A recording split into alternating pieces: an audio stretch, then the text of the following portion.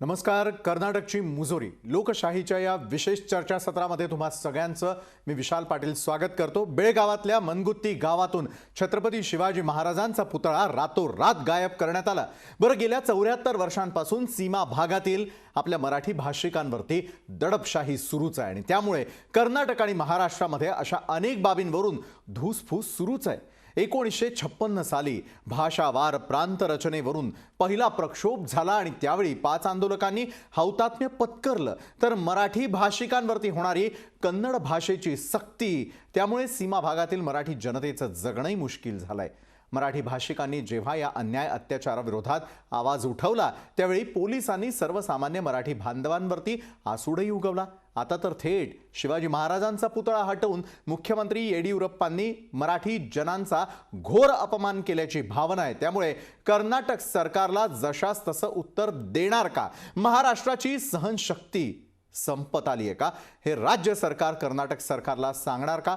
हा खरा प्रश्न आहे आणि यावरच आज आपण करणार आहोत चर्चा. कर्नाटकची मुजोरी.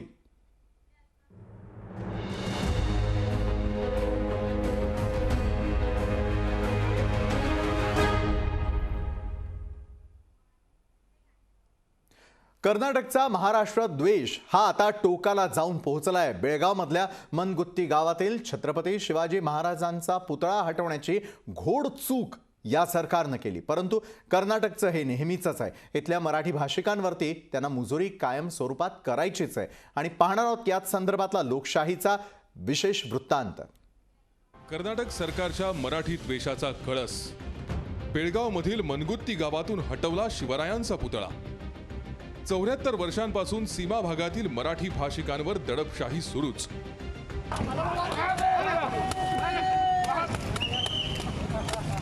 महाराष्ट्र कर्नाटक सीमेवरील बेळगावात कन्नडिगांचं संतापजनक कृत्य समोर आलंय.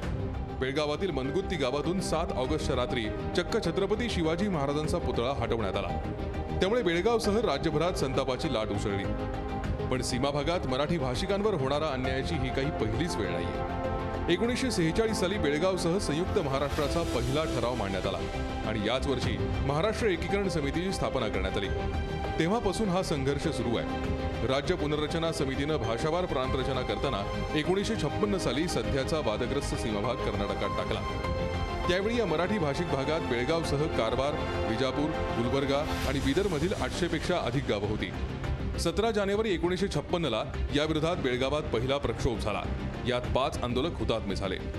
1 नोव्हेंबर 1956ला मैसूर म्हणजेच आत्ताच्या कर्नाटक राज्याची स्थापना झाली. तेव्हापासून 1 नोव्हेंबर हा दिवस बेळगावात काळा दिन म्हणून पाळला जातो. मराठी भाषिकांवर होणारी कन्नड भाषेची सक्ती, कधी मराठी फलक जबरदस्तीनं हटवणं, त्रिसूत्री भाषा धोरणाला हरताळ फासत केवळ कन्नड भाषेची जबरदस्ती, अशा अनेक घटनांमुळे बेळगावसह सीमा भागातील मराठी जनतेचं जगणं कर्नाटक सरकारनं अवघड केलंय. कर्नाटक सरकारच्या अन्याय अत्याचाराविरोधात जेव्हा जेव्हा मराठी भाषिकांनी आवाज उठवला तेव्हा पोलिसांनी त्यांच्यावर आसूड ओढले, त्यांचं जगणं अवघड करून टाकलं. आता तर मराठी अस्मितेचे प्रतीक आणि राष्ट्रपुरुष छत्रपती शिवाजी महाराजांचा पुतळा हटवून समस्त मराठी जनांचा घोर अपमान मुख्यमंत्री येडियुरप्पांनी केलाय. त्यामुळे महाराष्ट्र सरकार कर्नाटक सरकारला त्यांच्या भाषेत उत्तर देणार का? महाराष्ट्रात लाखो कन्नड भाषिक राहतात हे आता कर्नाटक सरकारला सांगण्याची वेळ आली आहे. आता महाराष्ट्राची सहनशक्ती संपत आली आहे. त्यामुळे उद्रेक झाला तर कर्नाटकला महाग पडू शकतं हे राज्य सरकारनं कर्नाटक सरकारला सांगण्याची वेळ आली आहे. ब्युरो रिपोर्ट, लोकशाही न्यूज. आणि ज्यावेळेला अशा प्रकारे छत्रपतींचा हा पुतळा या ठिकाणाहून हटवण्यात आला, रातोरात त्या ठिकाणाहून गायब करण्यात आला, त्यानंतर राजेश क्षीरसागर आणि आशिष जेसेलार यांनी दिलेली नेमकी प्रतिक्रिया काय ती पाहूयात. त्या ठिकाणी सातत्यानं मराठी माणसावर अन्याय होतोय. त्या ठिकाणी मराठी भाषेवर अन्याय होतोय. मराठी माणसांच्यावर लाठीचार्ज केला जातोय. सातत्यानं अन्यायाला सामोरं जात असताना आज या ठिकाणी छत्रपती शिवाजी महाराजांचा पुतळा हलवण्याचं कारस्थान या नालायक कर्नाटक शासनानं केलेलं आहे. त्यांचा मी या ठिकाणी जाहीर निषेध करतो आणि संपूर्ण जिल्ह्यातील शिवसैनिकांना आवाहन करतो, जर का पक्षप्रमुखांनी आपल्याला या ठिकाणी सांगितलं, आदेश दिला तर तातडीनं आपण चलो कर्नाटक या कर्नाटक शासनाला धडा शिकवून मराठी माणसाला न्याय मिळवून दिल्याशिवाय आपण स्वस्थ बसायचं नाही, एवढं आव्हान मी आज या ठिकाणी करत आहे. या सगळ्या घटनाक्रमाच्या मागे स्थानिक काँग्रेसचे आमदार सतीश जारकीहोळी यांनी घेतलेली भूमिका ही थेट आहे या पुतळ्याला हटवण्याची आहे. काँग्रेसच्या प्रभारी अध्यक्ष असलेल्या या जारकीहोळींच्या विरोधात संजय राऊत तुम्ही आणि शिवसेना आंदोलन करणार का, सवाल आमचा तुम्हाला आहे. तर आपण पाहिलं की कशा प्रकारे तीव्र संताप जो आहे व्यक्त केला जातो, यावरून पेटलेलं राजकारणही आपण पाहतोय. आणि याविषयी अधिक चर्चा करण्यासाठी यावेळेला आपल्या सोबत शिवसेनेचे पुणे समन्वयक आनंद दवे, भाजप प्रवक्ते गणेश हाके, महाराष्ट्र एकीकरण समिती युवा अध्यक्ष शुभम शेळके आणि त्याचबरोबर राजकीय विश्लेषक सुभाष बारीजी देखील या चर्चासत्रामध्ये आपल्या सोबत सामील होत आहेत. मात्र सुरुवातीला मला शुभम शेळके यांच्याकडे जायला आवडेल, कारण शुभम शेळकेजी, महाराष्ट्र एकीकरण समिती ही सातत्यानं कन्नडिगांकडून होणारे जे अपमान आहेत, अत्याचार आहे, या संदर्भामध्ये आवाज उठवते. या क्षणाची सद्य परिस्थिती काय आहे? का छत्रपती शिवाजी महाराजांचा पुतळा मनगुत्ती या गावामधून रातोरात सरकारनं गायब केला? शुभम शेळकेजी. जी, हॅलो. शुभमजी, माझा आवाज येतोय आपल्यापर्यंत? हा, पोहोचतोय. काय नेमकं असं कारण घडलं? कारण महाराष्ट्र एकीकरण समिती सातत्यानं आवाज उठवते, तर दुसरीकडे मात्र मनगुत्ती या गावामधून छत्रपतींचा पुतळा सरकार हटवूच कसं शकतं? शुभम शेळके. मुळात ही जी घटना आहे, ही अतिशय निंदनीय अशी घटना या ठिकाणी घडली होती. आणि यातून खरं तर जे पडसाद 2 दिवस उमटत आहेत, त्या माध्यमातून महाराष्ट्रात एक वेगळ्या प्रकारचं राजकारण आम्हाला पाहायला मिळालं. खरं तर कर्नाटक सरकारला मुळात मराठी लोकांच्या विरोधात इथं नव्या पद्धतीने अत्याचार करायची संधी लागते. आणि या माध्यमातून परवानगी देऊन सुद्धा ती मूर्ती तिथं बसवण्यात आली होती. परवानगी निशी बसवण्यात आलेली मूर्ती एकीकडे तिथल्या आता पंच लोकांनी सुद्धा काल त्यांची बैठक झाल्यानंतर ते बोलतात की शिवाजी महाराज सर्वांचे होते, तर तिथली मूर्ती काढण्याचं मुळात कारण नव्हतं. आणि ती विळ्या खुरप्यांची धमकी दाखवून पंचायतीच्या लोकांना आणि स्थानिक मूर्ती बसवताना ज्यांनी पुढाकार घेतलाय त्यांना जीवे मारण्याची धमकी देऊन ती मूर्ती काढण्यात आली. हा कितपत योग्य आहे प्रकार? हा कर्नाटक सरकारने याचा नक्कीच विचार करायला पाहिजे. आणि लोकशाही या शब्दाचा अर्थ या कर्नाटक सरकार विसरत चाललंय, या माध्यमातून मी सांगू इच्छितो. नक्कीच. मात्र शुभमजी, आपण जे म्हणालात की महाराष्ट्रामध्ये यावरून एक वेगळं राजकारण पाहायला मिळालं, हे राजकारण नेमकं कोणतं? महाराष्ट्रामध्ये एक शिवभक्त म्हणून किंवा महाराष्ट्राचे नसून अखंड हिंदुस्थानाचे आराध्य दैवत छत्रपती शिवाजी महाराजांच्या बद्दल जी घटना घडली आहे, त्या संदर्भात निषेध न नोंदवता पक्षाचं राजकारण जे चालू झालंय त्यात खरंच सीमावासियातून नाराजी आहे. कारण तिथून कोणतरी काँग्रेस भाजप सरकार असल्यामुळे भाजप सरकारचा निषेध करत आहे.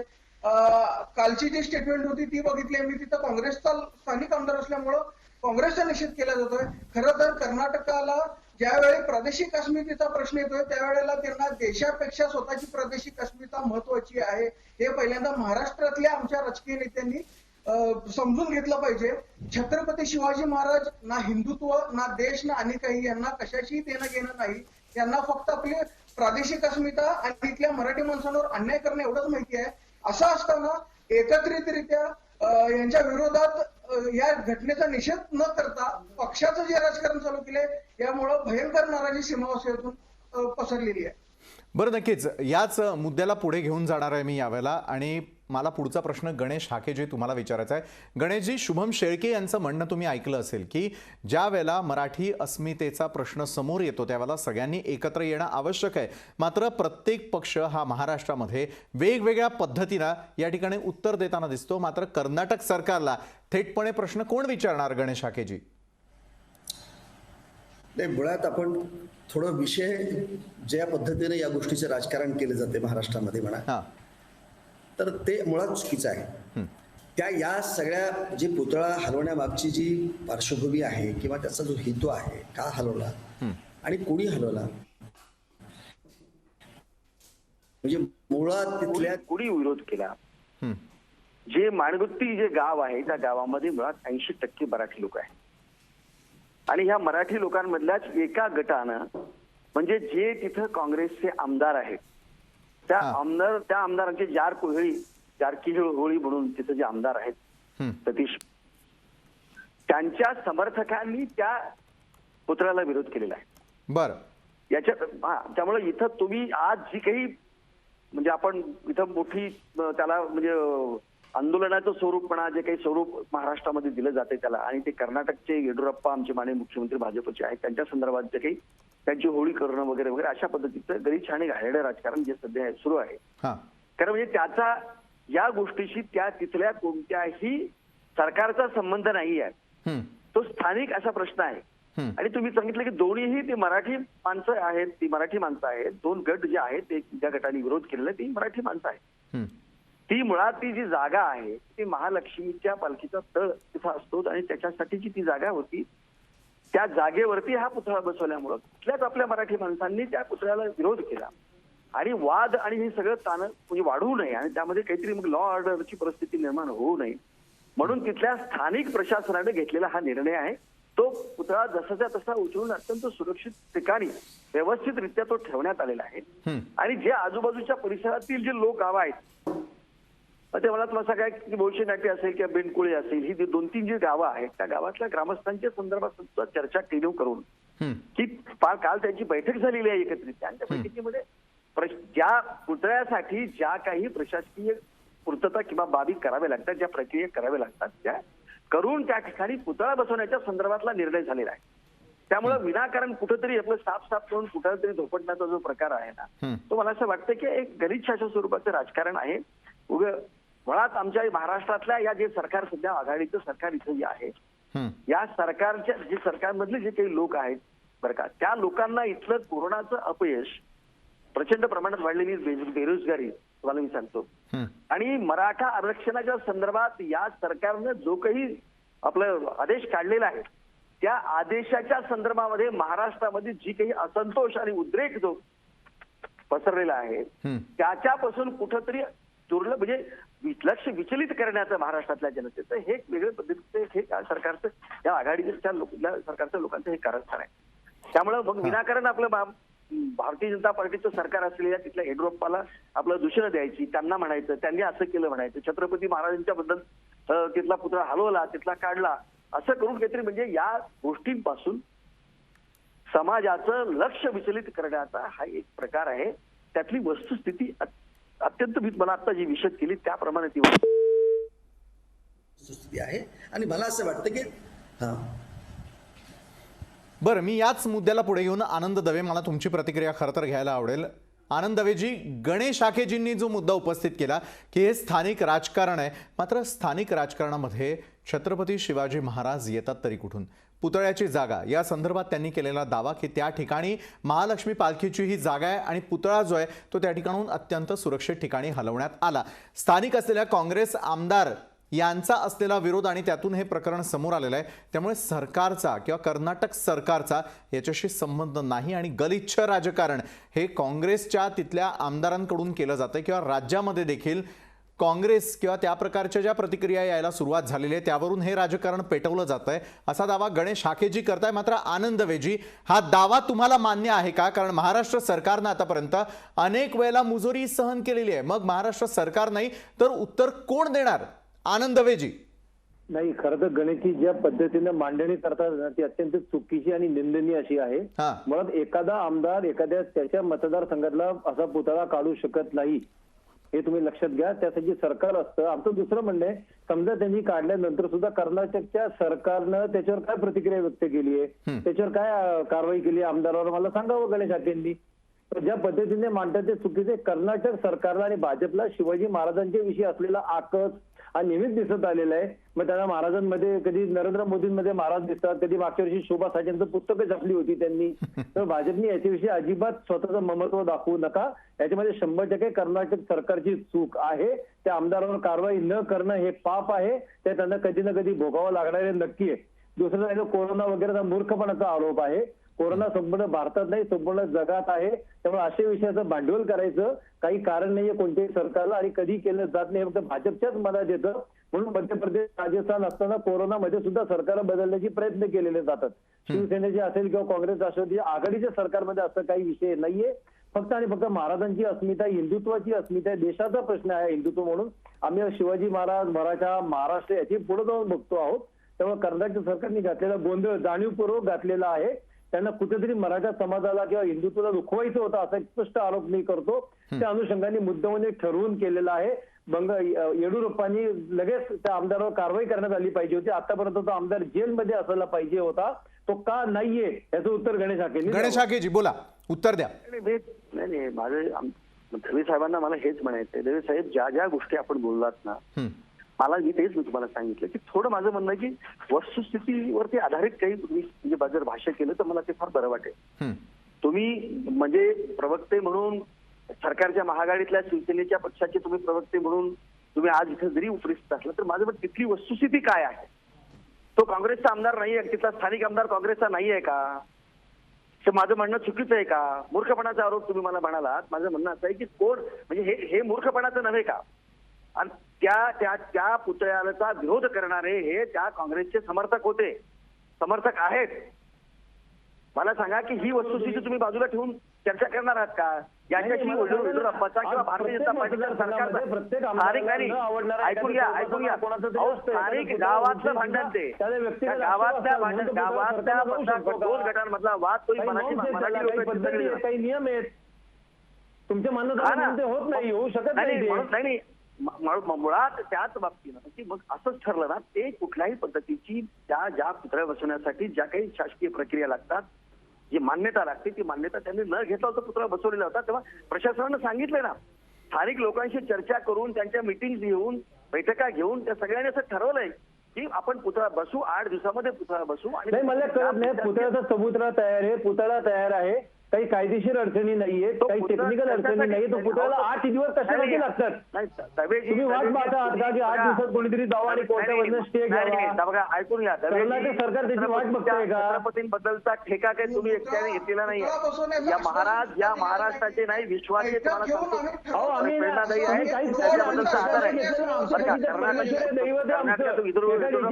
तुम्हाला आमच्या देशाचे पंतप्रधान माननीय नरेंद्र मोदी महाराजांच्या नावानं कॅपिटल करून धंदे करू नका तुम्ही, कृपा करून.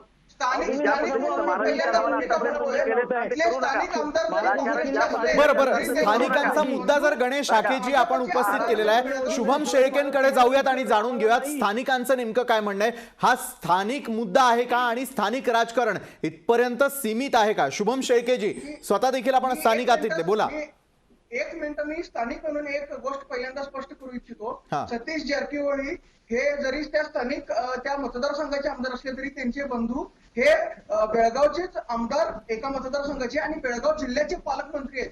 त्यामुळे तर पक्षीय ते जे राजकारण आणतात मुळात तुम्ही आणू नका. आणि ती मूर्ती ही परवानगीनिशी बसवलेली होती. ती मूर्ती काढताना अतिशय चुकीच्या पद्धतीने काढलेली होती आणि तिथं मराठी समाज मूर्तीला विरोध करणारा अजिबात नव्हता. हा तुमचा गैरसमज आहे, ही तुम्हाला कळालेली अफवा आहे निवळ. इथं एका विशिष्ट समाजाच्या लोकांनी त्याला विरोध केला होता आणि त्याच लोकांनी प्रशासनाला हाताला धरून त्या स्थानिक पंचायतीच्या लोकांना आणि तिथल्या स्थानिकांना विळ्या खुरप्याची जीवे मारण्याची धमकी देऊन ती मूर्ती तिथनं हलवण्यात आली होती. त्यामुळे तिथं मराठी समाजाने विरोध केलेला नव्हता, हे पहिल्यांदा तुम्ही लक्षात घ्या. आणि तिथं पक्षाचा काही तीळ मात्र संबंध नव्हता. हा फक्त मराठी माणूस आणि शिवरायांबद्दलचा जो द्वेष आहे तिथल्या कन्नड भाषिक समाजाने हा विरोध केलेला होता, हे पहिल्यांदा मी स्पष्ट करतो. गणेश हाकेजी, तुम्ही केलेल्या दाव्यांची खरं तर हवा काढून टाकलेली आहे शुभम शेळकेंनी. ज्या प्रकारे आपण ज्या मुद्द्याला थोडं वेगळ्या दिशेला नेतोय तो मुद्दा तसा नसून हा थेटपणे दिसतोय की कन्नडिगांची सुरू असलेली जी मुजोरी आहे, कन्नड भाषिकांची असलेली मुजोरी, ती आजही मराठी माणसाला त्या ठिकाणी जी आहे ती सहन करावी लागते. पुन्हा एकदा आनंद दवेजी, मी आपल्याकडे येतो. मराठी माणसांविषयी असलेला कळवळा जो आहे तो प्रत्येक पक्ष दाखवताना दिसतो. मग अशा वेळेला शिवसेना उत्तर देणार आहे का? कोरोनाच्या संकट काळामध्ये इतर मुद्द्यांकडून लक्ष विचलित करण्यासाठी जसं गणेश हाकेजी म्हणतायत की या मुद्द्याला हवा दिली जाते, यामध्ये तथ्य आहे का आनंद दवेजी? आणि राज्य सरकार, महाविकास आघाडीचं सरकार या संदर्भामधला जाब हा कर्नाटक सरकारला थेटपणे विचारणार का? माझ्या माहितीप्रमाणे किंवा तुम्हाला सुद्धा पूर्णपणे कल्पना आहे, काल संपूर्ण राज्यभरामध्ये शिवसेनेने निदर्शनं केलेली आहेत. शिवसेनेला शिवाजी महाराजांविषयी असलेलं प्रेम आदर दाखवण्याची गरज आहे असं मला तरी वाटत नाही. ते वेळोवेळी पावलोपावली दिसलेलं आहे ना. आम्ही किल्ले कधी भाड्याने दिले ना, आमच्या कोणत्या नेत्यामध्ये आम्हाला शिवाजी महाराजांचं रूप दिसलेलं आहे. त्यामुळे ते गणेश हाकेंनी सुद्धा तसं काही वेगळं सांगू नये. कालच्या सुद्धा कर्नाटक सरकारने जी 8 दिवसाची मुदत मागितली आहे तो शिवसेनेचा महाराष्ट्रामध्ये केलेला उद्रेक हेच एकमेव कारण आहे. 8 दिवस आम्ही थांबू. शेवटी सरकारच असल्यामुळे सरकारच्याच मुख्यमंत्र्यांनी तिकडचे आश्वासन दिल्यानंतर शिवसेनेने जर 8 दिवस थांबायची भूमिका घेतली असेल तर ती सुद्धा निश्चितच अनुकरणीय अशी आहे. बरं, तिन्ही जे आपले मान्यवर आहे, मी आपल्याकडे येतो. जे राजकीय विश्लेषक सुभाष वारे यांच्याकडे मला या क्षणाला जावंच लागणार आहे. सुभाष वारेजी, संपूर्णपणे चर्चा अगदी शांततेतून तुम्ही ऐकलेली असणार आहे. प्रत्येक वेळेला एखाद्या मुद्द्यावरून राजकारण होतं आणि राजकारणी जे आहे ते आपापल्या सोयीप्रमाणे याची उत्तरं शोधतात किंवा आपापल्या सोयीप्रमाणे वागलं जात असतं. हे पुन्हा एकदा या प्रकरणातही आपल्याला वाटतंय का सुभाष वारेजी? निश्चितपणे मला अगदी थोडक्यात 3 मुद्दे मांडायचे आहेत. नक्की. पहिला मुद्दा तुम्ही विचारला त्याला धरून, कर्नाटकामध्ये आत्ताचं सरकार असो, या आधीचं सरकार असो, कुठल्याही पक्षाचं सरकार असो, तिथलं सरकार सातत्यानं महाराष्ट्रातील जनतेविषयी मनात आकस ठेवून आणि विशेषतः सीमा भागातली जनता ज्यांना महाराष्ट्रामध्ये येणं हे अत्यंत न्याय बाजू आहे त्यांची, त्या म्हणजे सर्वोच्च न्यायालयाचा निकाल काय लागेल तो लागेल, परंतु आज ते तिथे असताना सुद्धा भाषिक अल्पसंख्याक म्हणून सुद्धा जे न्याय हक्क मराठी भाषिकांचे जपायला पाहिजे ते तिथे जपले जात नाहीत. आणि तिथे कुठल्याही पक्षाचं सरकार असो ते असंच वागतं. आणि त्यांचे भाऊबंद महाराष्ट्रातले म्हणजे तिथे काँग्रेसचं सरकार येऊन गेलेलं आहे, तिथे आता भारतीय जनता पक्षाचं सरकार आहे, त्या मधल्या काळामध्ये तिथे जनता दलाचंही सरकार होतं. आणि त्या प्रत्येक वेळेला महाराष्ट्रातले राजकीय पक्ष सोयीनं भूमिका घेतात. त्यांना खरोखरच सीमा भाषिकांच्या बद्दल काही करायचंय का हा खरा प्रश्न आहे. आता दुसरा मुद्दा जो आहे, शिवाजी महाराज हे केवळ मराठी भाषिकांचे नव्हे तर ते संपूर्ण भारताच्या साठीच प्रेरणास्थान आहे. कारण राजेशाहीच्या जमान्यामधलं जे 2-3 नावं भारतामध्ये दिसतात की राजेशाहीच्या काळातही ज्यांनी खऱ्या अर्थाने जनतेसाठी काम केलं. शिवाजी महाराजांनी रयतेचं राज्य निर्माण केलं.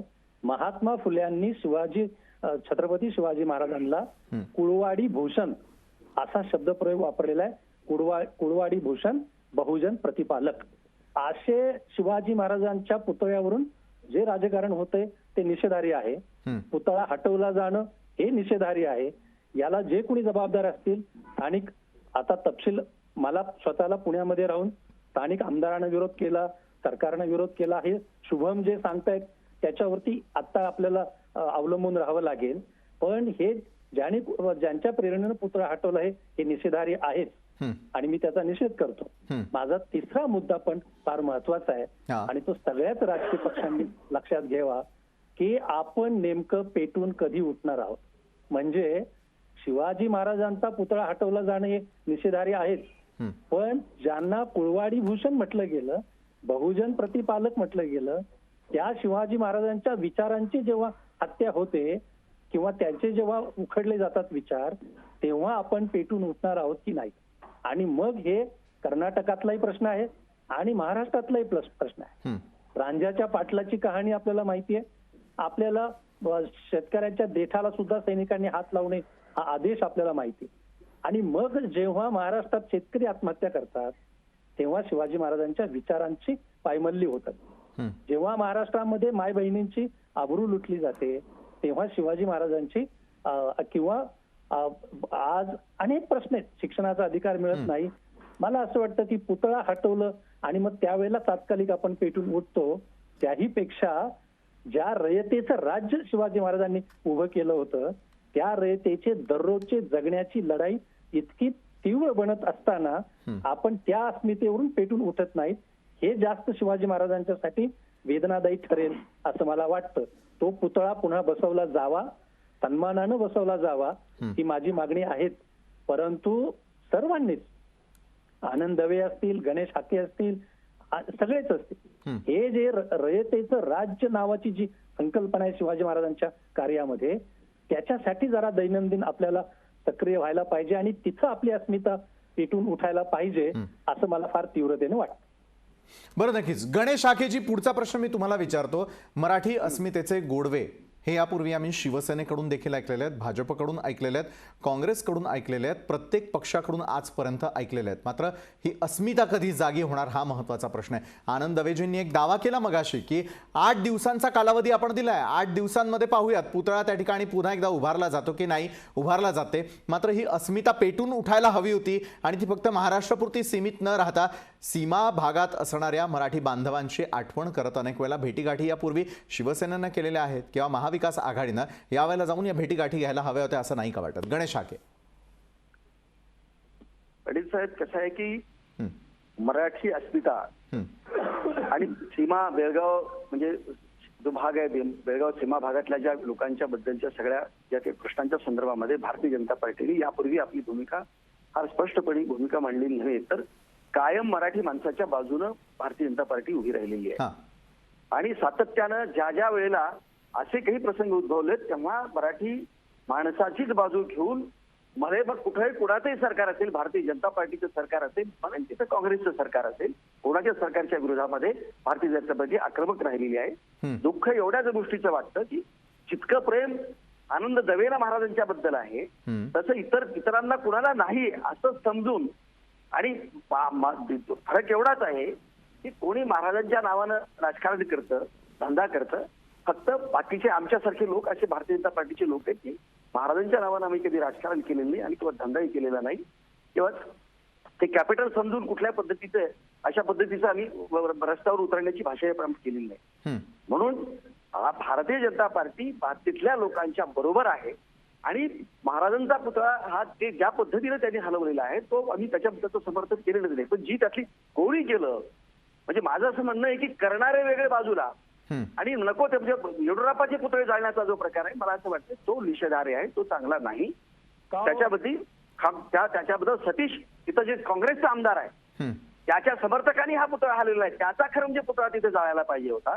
त्याच्याऐवजी तुम्ही मला सांगता की विनाकारण काही त्याचा संबंध नाही, तिथल्या प्रशासनानं तिथला कायदा आणि सुव्यवस्थेचा प्रश्न म्हणून तो हलवलेला पुतळा आहे. आणि बसवण्याच्या संदर्भात सुद्धा प्रशासनाने सगळ्यांशी बैठक घेऊन सगळ्यांचं ऐकून घेऊन सगळ्यांच्या मताने तो निर्णय घेतलेला आहे. त्यामुळे मला असं वाटतं की या पद्धतीचं राजकारण कोणीही करू नये. मी सांगितलं ना त्यांना अशा पद्धतीचं विनाकारण राजकारण करून आपल्या म्हणजे आपण जे आपल्याला जे आलेलं अपयश आहे ते कुठंतरी त्याच्यापासून लक्ष विचलित करण्याचाच हा इथला लोकांचा प्रकार आहे निश्चितपणे महाराष्ट्रातला. माझा आरोप आहे त्यांच्यावर. बरं आनंदजी, या आरोपाबद्दल काय वाटतं? आणि दुसरीकडे कळवळा जर आहे इतका तर मग 8 दिवसांचा कालावधी हा तिथल्या प्रशासनाला किंवा तिथल्या सरकारला का देण्यात आलेला होता? थेट सीमा भागामध्ये जाऊन या वस्तुस्थितीची पाहणी करण्यात आली का? आनंद दवेजी, यापूर्वी अनेक वेळेला कन्नडिगांकडून ज्या ज्या वेळेला अत्याचार झालेले आहेत त्या वेळेला सीमा भागातील जनतेच्या भेटीगाठी घेण्यात आल्या. मग याच काळामध्ये या भेटीगाठी टाळण्यात येत आहेत की 8 दिवसांपुरती हा संपूर्ण कालावधी देऊन 8 दिवसांपुरती एक दिवस येऊन रस्त्यावरती उतरून केलेलं आंदोलन आणि याचं हे फलित आहे असा दावा तुम्ही कशा प्रकारे करू शकता? महाविकास आघाडीच्या सरकारकडून अपेक्षा होती की यावेळेला मराठी बांधवांचे प्रश्न जाणून घेतले जातील. बरं, हा फक्त पुतळ्यापुरती मर्यादित नाहीये, तर गेल्या 74 वर्षांपासून मराठी भाषिकांवरती होत असलेले अत्याचार, त्यांना न्याय कधी मिळणार याविषयी तरी आता सरकारमध्ये आल्यानंतर विचार केला जाणार आहे का? आनंद दवे. नाही, मुळात लक्षात घ्या, गणेशजींना असं विषय पण कळलेलं नाही, विषयाची गांभीर्य पण कळलेलं नाही. मला सांगावं, काल परवा तिसऱ्या दिवशी आज भाजपच्या कोणत्या मोठ्या शीर्षस्थ नेत्यांनी आजपर्यंत आतापर्यंत बेळगावच्या आंदोलनाचा निषेध केला मला सांगा? भाजप कुठे रस्त्यावर उतरले मला सांगा?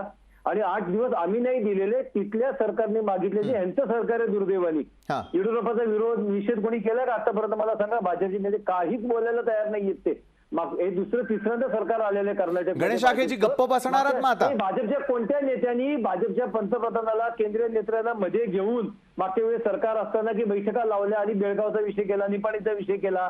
नाही केला. यांना तो विषय तसाच विजवत ठेवायचा आहे.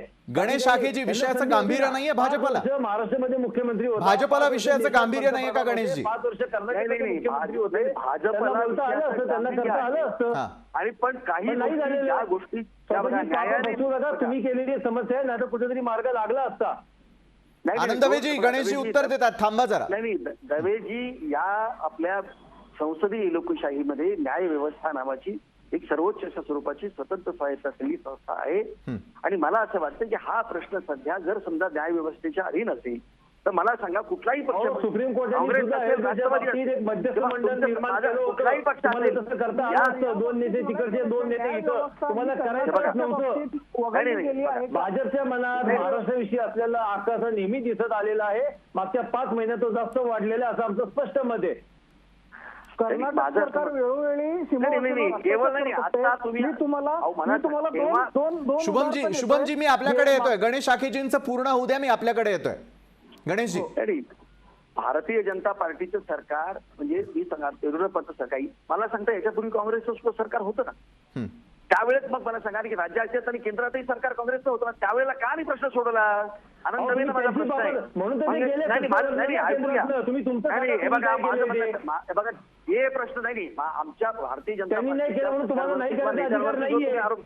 मग होतं ना, केंद्रातही काँग्रेसचं सरकार होतं,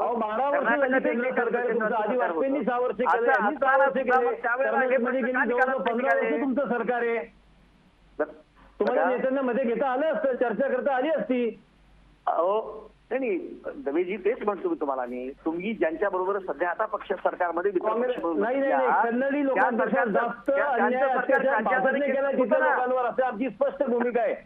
बरं आनंद दवेजी, तुमचाच मुद्दा घेऊन पुढे मी जाणार आहे यावेळेला, ते म्हणजे शुभम शेळके यांच्याकडे. शुभम शेळकेजी, सरकार कुणाचंही आलं तरी देखील अद्यापपर्यंत मराठी भाषिकांचे प्रश्न हे मार्गी लागलेले नाहीयेत. आणि मगाशी तुम्ही म्हणत होता शुभमजी की मी 2 उदाहरणं देतो ज्यावरून स्पष्ट होईल की काय नेमकी त्या ठिकाणची परिस्थिती आहे. शुभम शेळके बोला. मी जुनी 2 उदाहरणं देतोय, जुनी म्हणजे गेल्या 1-2 वर्षातली देतोय. तर एक जत्रेत तिथं छत्रपती शिवाजी महाराजांच्या मूर्तीवर कन्नड भाषिकांकडून दगडफेक झाली होती. त्यावेळेला सुद्धा सोयीस्कररित्या हे प्रकरण दाबण्यात आलं होतं. त्यानंतर यंदाच्या अभ्यासक्रमातून छत्रपतींचा इतिहास सोयीस्कररित्या, छत्रपती आणि मराठेशाहीचा इतिहास वगळण्यात आलाय.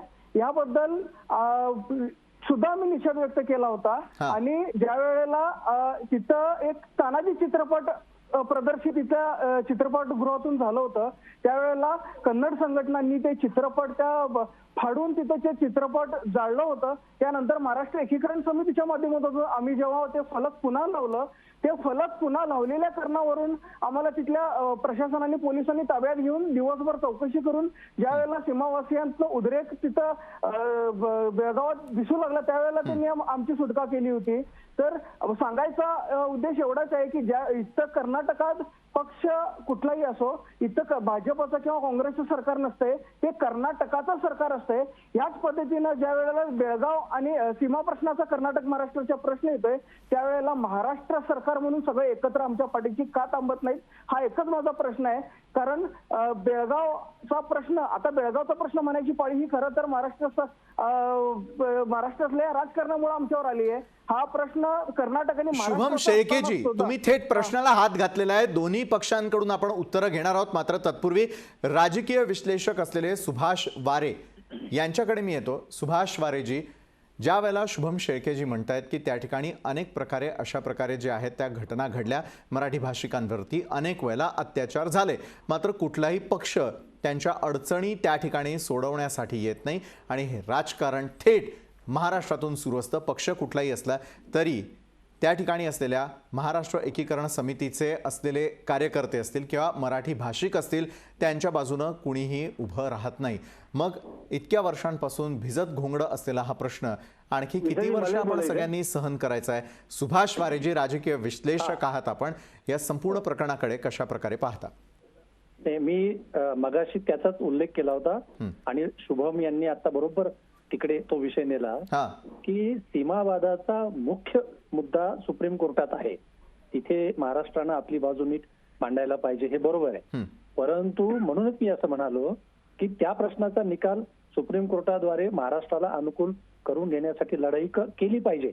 पण आता भाषिक अल्पसंख्याक म्हणून सीमा भागातले जे मराठी भाषिक आहेत, या मराठी भाषिकांना आपली भाषा, आपली संस्कृती, आपले विचार हे रुजवता यावेत, यासाठीची मोकळीक सुद्धा कर्नाटकाचं सरकार जर देत नसेल तर महाराष्ट्रातल्या संबंधित पक्षांनी सगळ्यांनी एकत्र येऊन आवाज उठवला पाहिजे. स्वातंत्र्य मिळायला हवं सीमा भागातल्या जनतेला. परंतु मला गणेश हाकेंना एक प्रश्न विचारायचा आहे की अहो, काँग्रेसने काय केलं हा सगळा आता इतिहास झालाय.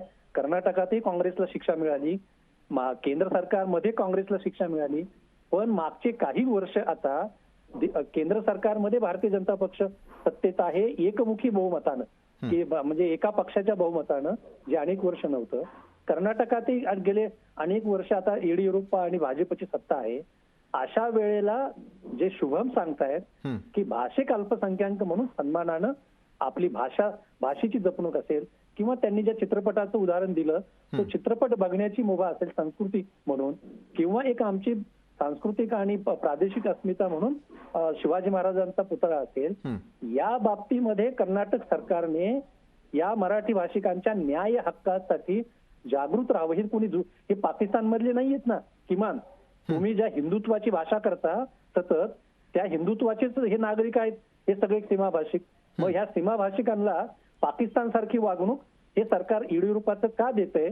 मग महाराष्ट्रातले भारतीय जनता पक्षाचे नेते ज्या अनेक मुद्द्यावरती स्टेकला लावतात इश्यूज, मग ते केंद्र सरकार बरोबर आता हा मुद्दा लढून किमान हे मुद्दे तिथले मार्गी लागतील. सीमाभाषेतल्या हिंदू म्हणजे हिंदू नक्कीच. सुभाष वारेजी, मला तुमचा मुद्दा लक्षात आलेला आहे. आपली वेळ खरं तर संपत आलेली आहे. जाता जाता मला दोन्ही पक्षांना एकच प्रश्न विचारायचा आहे. कर्नाटक सरकारची जर त्या ठिकाणी मुजोरी असेल, कर्नाटकची मुजोरी होत असेल, तर कोण थांबवणार आणि कोण मराठी भाषिकांचं कैवारी होणार? गणेशजी, अगदी थोडक्यामध्ये, वेळ खरं तर संपलेली आहे. गणेशजी नंतर आनंदजी, आपण तयार राहा. गणेशजी बोला. भारतीय जनता पार्टी पूर्णपणे सीमा भागातील जे काही मराठी माणसं आहेत त्या माणसांच्या बरोबर आहे. मग ते राजकारण म्हणजे राजकीय पक्षाच्या साठी काही भांडायचं असेल, काही बोलायचं असेल, सरकार म्हणून बोलायचं असेल, मग कोर्टात सुद्धा ज्या पद्धतीची बाजू मांडायची असेल, त्या सगळ्या मराठी भाषिकांच्या आणि मराठी माणसांच्या बाजूनच भारतीय जनता पार्टी उभं राहील. आणि प्रामाणिकपणे भारतीय जनता पार्टीची हीच इच्छा आहे की ज्या तिथले जे काही मराठी भाषिक अल्पसंख्याक आहेत त्यांना सन्मानाची आणि त्यांना त्याचं तिथं स्वातंत्र्य मिळालं पाहिजे, या मताची भारतीय जनता पार्टी ही म्हणजे पूर्वीही होते आणि आजही पुढे आणि पुढे राहीलही सहमत. आता शेवटी प्रश्न सर्वोच्च न्यायालयातल्या ज्या निर्णयाचा आहे, तो जो निर्णय शेवटी असा आहे की कुठलंही सरकार असेल कारण असे दोन राज्यांमधले असे जेव्हा एखादे प्रश्न असतात. बरं गणेशजी, सीमावासियांच्या तुम्ही पाठीशी आहात, आनंद वे. मुळात असं आहे ना, हॅलो बोला बोला. मुळात असं आहे की देशाच्या गृहमंत्र्यांना महाराष्ट्रातल्या साखर कारखान्यांच्या लोकांची बैठक घेण्यासाठी कोरोनामध्ये सुद्धा वेळ नाही त्यांना मागच्या 10 वर्षात म्हणते हा विषय चर्चेला घेण्याची, त्यामुळे त्यांचा निषेध करावा तेवढा कमी आहे. पहिलं. दुसरं, अगदी मागच्या वर्षी संजय राऊत साहेबांना कर्नाटक सरकारने अटक केली होती, हॉटेलमध्ये नेलं होतं, तिथून परत पाठवलं होतं. त्याच्या आधी मनोहर जोशींपर्यंत फार सगळ्यात भुजबळ साहेब आमच्याकडे असताना रूपांतर करून कर्नाटकमध्ये केलेला लढा हा महाराष्ट्राचा इतिहास आहे, भारताचा इतिहास आहे. त्यामुळे तो तसंच राहणार आहे. शिवसेनेशिवाय तिथल्या जनतेला कोणी वाली आहे असं मला तरी वाटत नाही.